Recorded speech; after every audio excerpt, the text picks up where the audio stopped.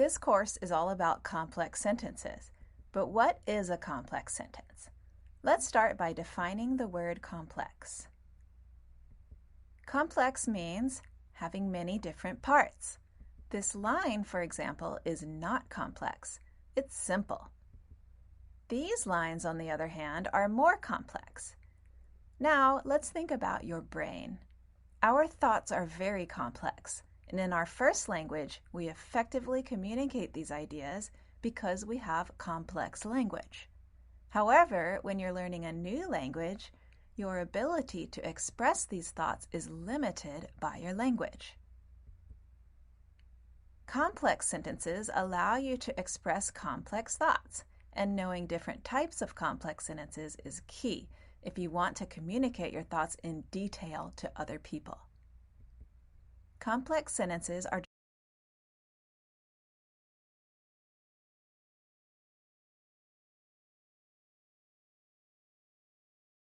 just one kind of sentence. Simple sentences have one subject-verb group.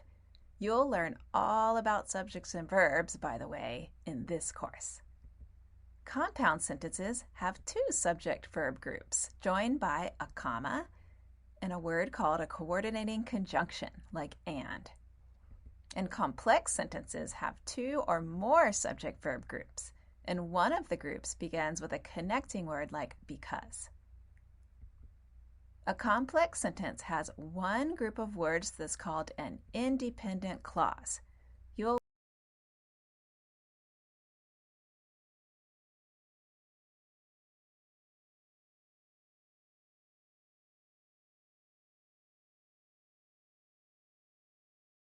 in this course. It could stand on its own as a sentence. Like the clause, complex sentences are great. A complex sentence also has a group of words called a dependent clause. Those cannot stand on their own as a sentence because they start with a type of word, like because, that makes them depend on the independent clause. If I say, because they allow you to explain your ideas, as a sentence on its own, that wouldn't make sense, would it? But if I put it together with an independent clause, complex sentences are great, you understand the full idea. If we look at this complex sentence, we can see that it shows a connection between the first idea and the second idea. This shows your logic, or how you think, because the word because shows that the second idea is a reason for the first idea.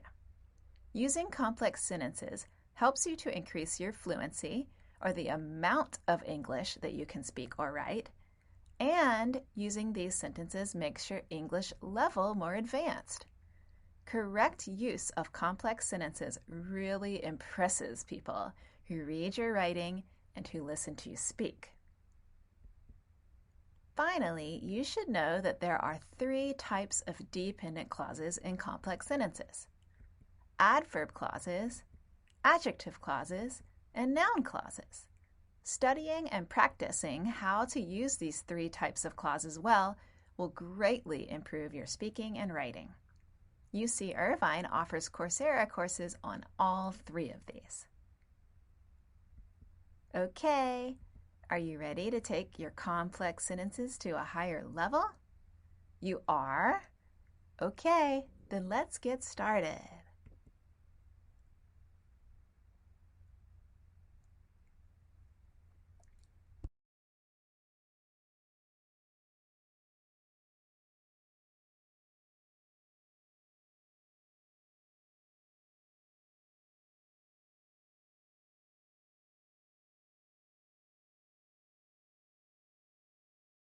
Why do you need to know?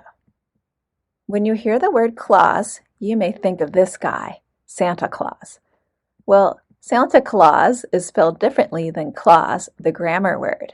Do you see that extra E at the end? But we can use Santa to help us remember what a grammar clause is. What is a clause with an E? A clause is a group of words with a subject and a verb. An easy way to remember is to picture Santa Claus with an S and a V for his eyes. But what is a subject? And what's a verb? Let's make sure you understand what these are and how to identify them. Verbs are the motor behind the clause. Without one, nothing happens. Verbs have several different functions. Most verbs express some sort of action, like dances, plays, or goes. You can see these. But they also show a mental action in your brain, like loves, knows, or hates. Additionally, they express states of being. And the most common verb that does this is the be verb. Is, am, are, and in the past, was, and were. Finally,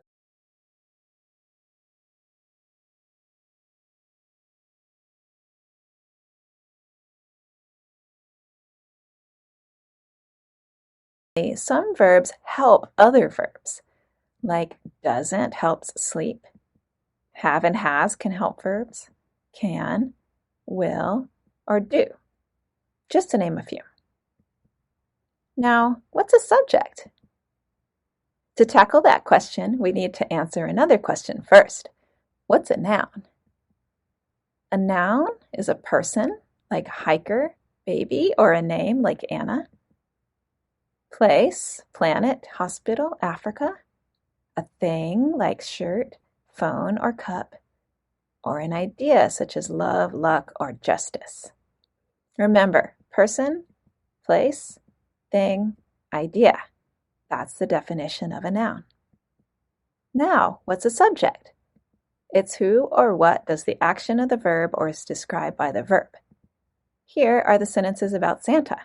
The circled words are verbs and the blue words are the subjects. Look at this sentence. Who dances? Santa, that's the subject.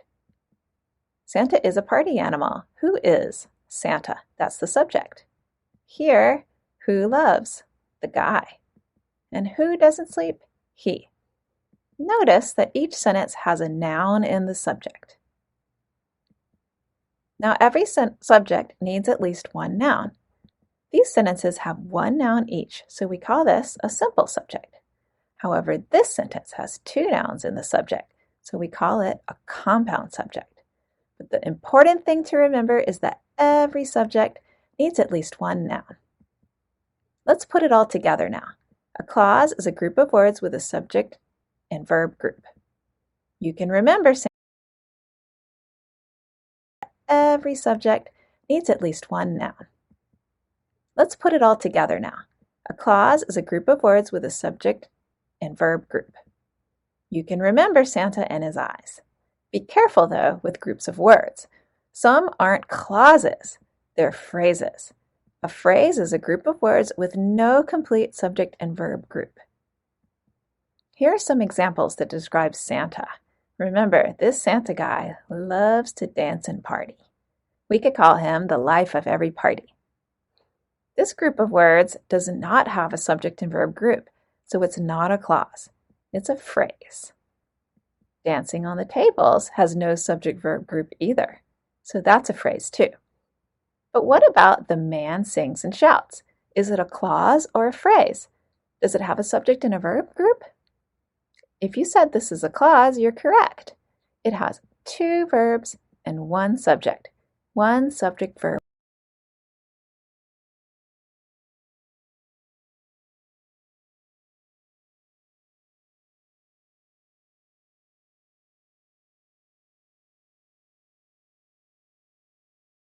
group. Why is it so important to know what a clause is and what a clause isn't? It's because clauses are the building blocks of sentences. There are three very basic types of sentences. Simple sentences have one subject-verb group. Compound sentences have two subject-verb groups joined by a comma and a coordinating conjunction like and.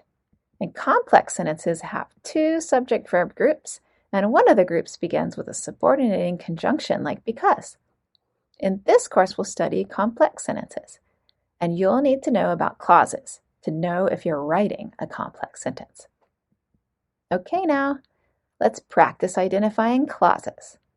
See you soon!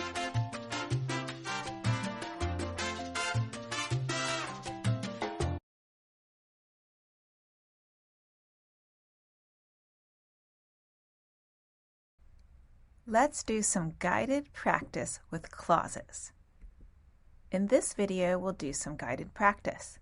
Guided practice helps you to take the new information that you learned and practice with a teacher before you practice independently.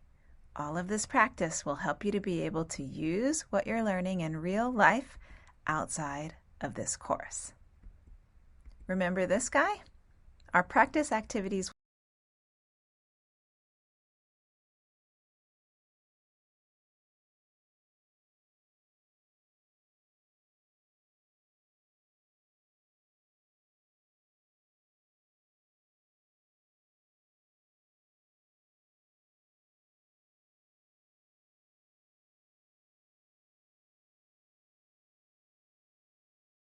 Remember this guy? Our practice activities will use Santa in the examples. First, let's practice classifying nouns and verbs. This is the first step for identifying clauses. Remember, a noun is a person, place, thing, or idea, and a verb often expresses a physical or mental action or a state of being. A tip that may help you sometimes identify verbs is to ask yourself, can you... Here's a word. Energy. Is it a person, place, thing, or idea? Can you energy? Energy is a thing, a noun. Life. Can you life? No, it's a thing, a noun. Enjoy. What do you think? It's a verb. You can enjoy things. How about do? Can you do something? Yes. Here's a tricky one. Party. Think about it. A party is a thing, a noun. However, we can also use it as a verb, like Santa parties every night. For the next exercises, we'll discuss a tradition in the United States, taking pictures with Santa Claus at the mall. Many children do this at Christmas. Let's practice identifying subjects and verbs. Another step for knowing if you have a clause. Look at this sentence. Santa visits malls all across the U.S. and listens to children's requests for toys. What are the verbs? They're visits and listens. Who or what visits and listens? Santa. That's the subject. Remember, every subject has a noun. Next. For about a month before Christmas, the elderly gentleman poses for pictures with kids at the mall. Poses is the verb. Who poses? The elderly gentleman. And what's the noun in the subject? Gentleman. Now, you may have gotten confused about these words here. They come before the verb, but they're not part of the subject. This is an introductory phrase. Do you see the comma? It does not answer the question, who or what does the verb? So it's not the subject. Finally, some children don't like Santa and are afraid to sit on his lap for a picture. What are the verbs? What's the subject? What's the noun in the subject? Don't, like, and are verbs. Now, you may have gotten confused because it looks like there's another verb here, to sit. However, sit starts with to here. Verbs that have to are called infinitives, and they don't function as verbs in a sentence. Finally, the subject is some children, and children is the noun in the subject. Finally, let's practice with clauses and phrases. Remember, a clause is a group of words with a subject-verb group, and a phrase doesn't have a complete subject-verb group. Here's a group of words. Clause or phrase. It doesn't have a subject-verb group, so it's a phrase. What about this one? If you said phrase, you're correct. No subject-verb group. And this one? If you said clause, great work. He is the subject and is the verb. Okay, Now you're ready to practice on your own. Good luck!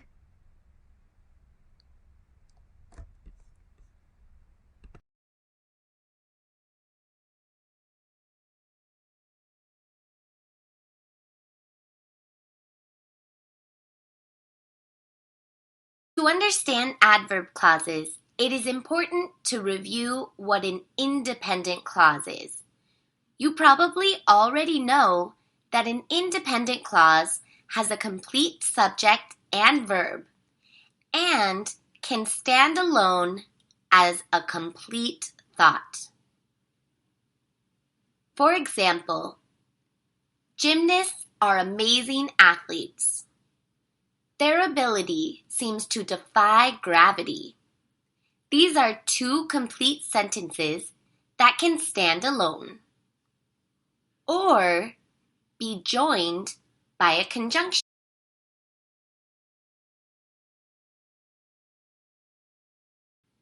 This is the first independent clause, and this is the second independent clause. You can think of an independent clause as a clause that is strong enough to stand alone. Just like me and this wall, we are independent of each other.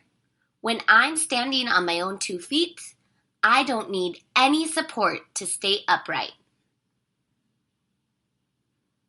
A dependent clause, like an independent clause, has a subject and a verb. However, unlike an independent clause, it cannot stand alone and is an incomplete thought. For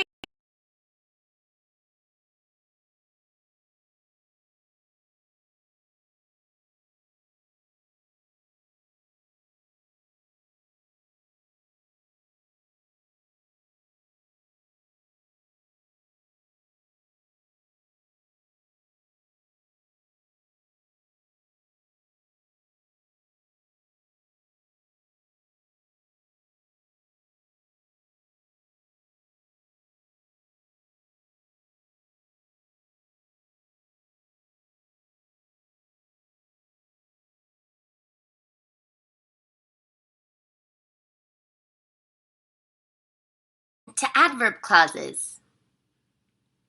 To understand adverb clauses, it is important to review what an independent clause is. You probably already know that an independent clause has a complete subject and verb and can stand alone as a complete thought. For example, gymnasts are amazing athletes. Their ability seems to defy gravity. These are two complete sentences that can stand alone or be joined by a conjunction, a coordinating conjunction.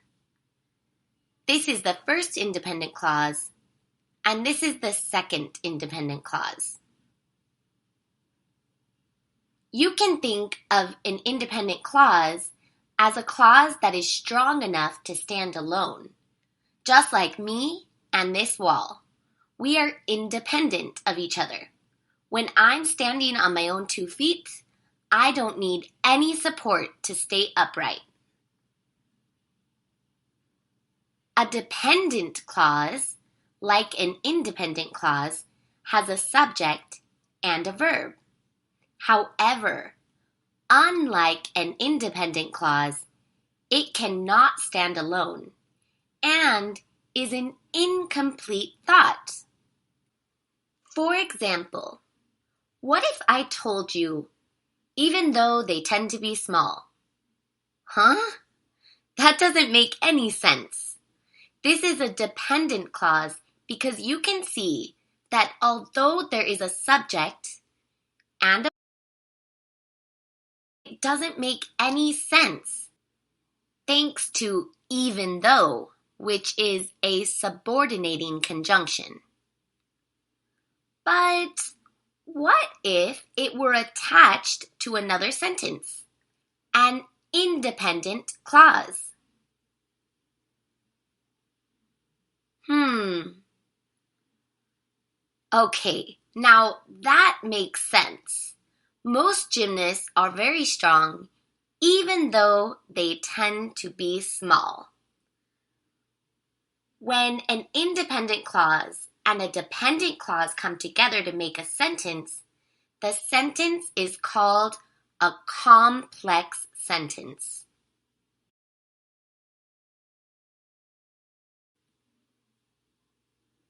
Okay, remember, an independent clause can stand alone, just like me when I'm on my own 2 feet. However, when I'm standing on my hands, I need the wall to help me, just like a dependent clause needs an independent clause to help it stand up. Just like me trying to stand on my hands without the support of the wall, a dependent clause without an independent clause cannot stand alone because it does not communicate a complete thought. Okay, now we can talk about adverb clauses. An adverb clause is just one type of dependent clause, which starts with a subordinating conjunction like before, because, or although. Of course, there are many others, which I'll show you in a minute. And the adverb clause also functions as an adverb, which means that it gives us information about how, when, why, where, and under what conditions the activity takes place. Okay, here's a good example. This sentence has an independent clause and a dependent clause. Can you find the independent clause? Here's a hint. It can stand alone. That's right, there it is. That means that the other clause, the adverb clause, is a type of dependent clause, which starts with the subordinating conjunction when, which tells us when I fell on my head. Subordinating conjunctions can express different relationships between dependent and independent clauses. Take a look at these 3 examples. In the first sentence, the subordinating conjunction when shows a time relationship. In the second sentence, because shows a cause relationship. And finally, the subordinator even though in the third sentence shows an unexpected result, or what some people call a concession. There are other relationships that we can express with subordinating conjunctions in adverb clauses. However, you will learn about that in the next lesson. But I have one more important tip before we conclude. Adverb clauses can also come at the beginning of a sentence. For example, when I tried to stand on my hands, I fell on my head. Or, because I tried to stand on my hands, I fell on my head. And finally, even though I have strong arms, I fell on my head. Here's a quick look at a long list of subordinate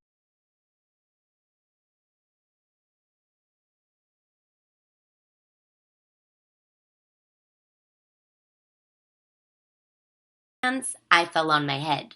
Or, because I tried to stand on my hands, I fell on my head. And finally, even though I have strong arms, I fell on my head. Here's a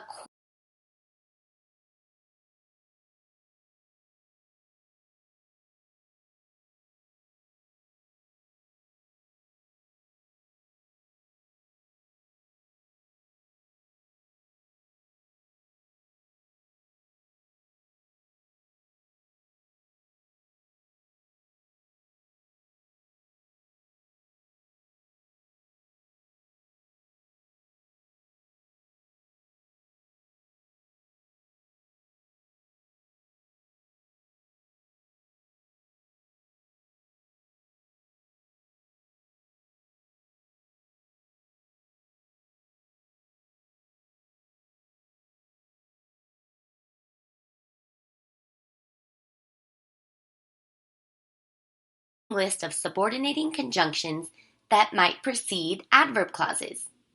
In the next lesson, we'll take a closer look at how to use these different subordinators, and we'll also talk about punctuation. Thanks for listening.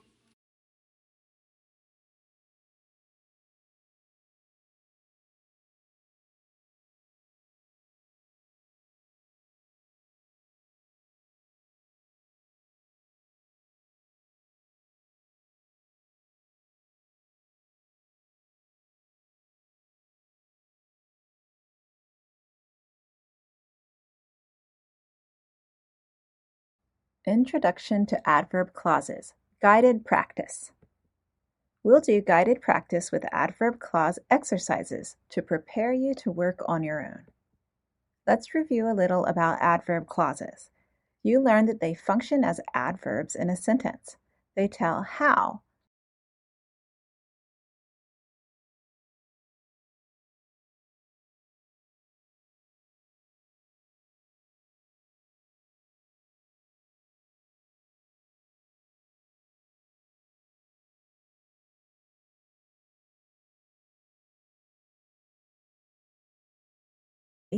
or you could